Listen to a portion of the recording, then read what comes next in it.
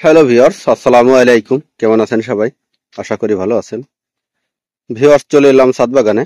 আজ আপনাদের সাথে শেয়ার করব গাছের পাতা কুঁকড়ে গেলে কি করবেন এবং নতুন পাতা আসলে কি করবেন এবং পাতা কেন কুঁকড়ে যায় এবং এই কুঁকড়ানো রোগের প্রতিরোধ ও প্রতিবাদ ব্যবস্থা, এই সমস্ত কিছু নিয়েই আশা করি ভিডিওটি না টেনেই সম্পূর্ণ ভিডিও দেখবেন।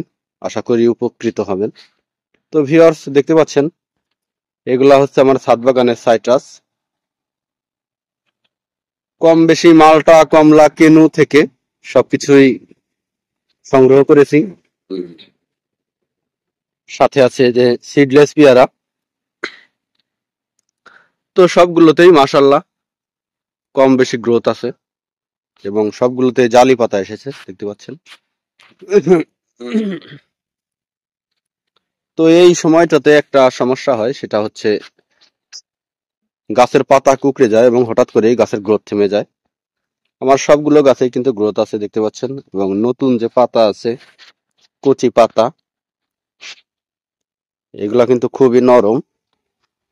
তো ঠিক এই সময়টাতে গাছের পাতা কুঁকড়ে যায় এবং গাছের গ্রোথ থেমে যায়, যেটা আসলে কোনো ছাদ বাগানেরই কাম্য নয়।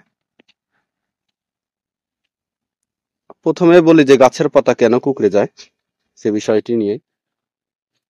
তো আসলে এই যে জালি পাতা, এই জালি পাতা কিন্তু প্রচন্ড রসালো, দেখতে পাচ্ছেন। পেয়ারা বলেন আর সাইট্রাস বলেন, এই জালি পাতাগুলো কিন্তু প্রচন্ড রসালো।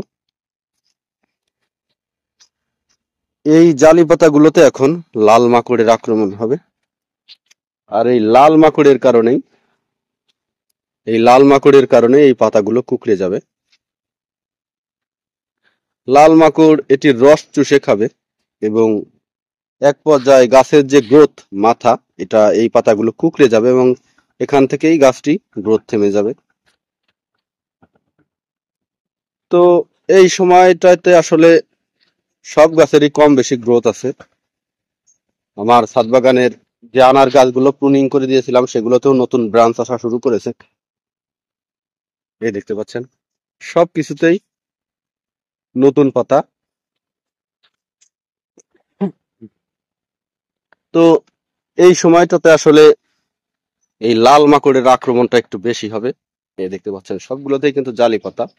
তো এই জালি পাতাগুলোতে যদি আমি ওষুধ না দেই, তাহলে কিন্তু এই লাল মাকড়ের আক্রমণ বেড়ে যাবে এবং গাছের পাতাগুলো এক পর্যায়ে কুঁকড়ে যাবে এবং গাছের গ্রোথ থেমে যাবে। তো আসলে শীতের খাবার দেওয়া শেষ, যার কারণে এই ফলশ্রুতিতে এই গাছগুলোতে মাশাআল্লাহ সব গাছেই কিন্তু কম বেশি গ্রোথ আছে। তো ঠিক এই সময়টাতে আপনারা কি ব্যবহার করবেন? আমি প্রথমেই একটি কার্যকারী ওষুধের কথা বলবো, সেটি হচ্ছে সিনজেন্টা কোম্পানির ভার্টিমেক।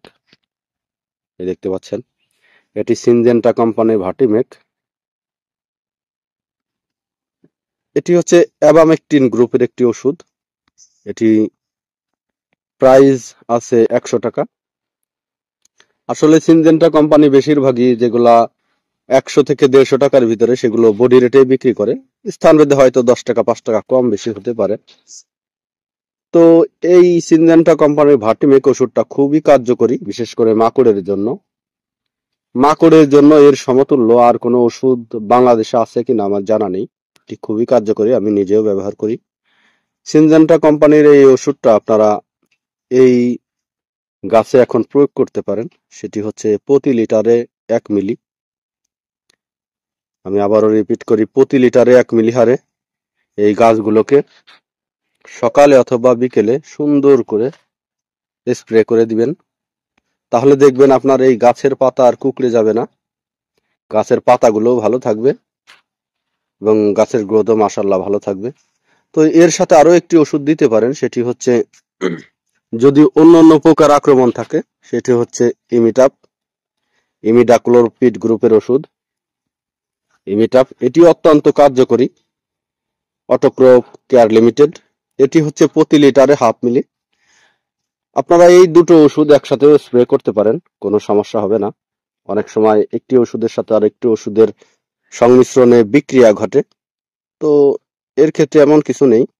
আমি সবসময় এই দুটো ওষুধকে একত্রে ব্যবহার করি, এটিও আপনার 100 টাকা অথবা 110 টাকা এরকম নিবে।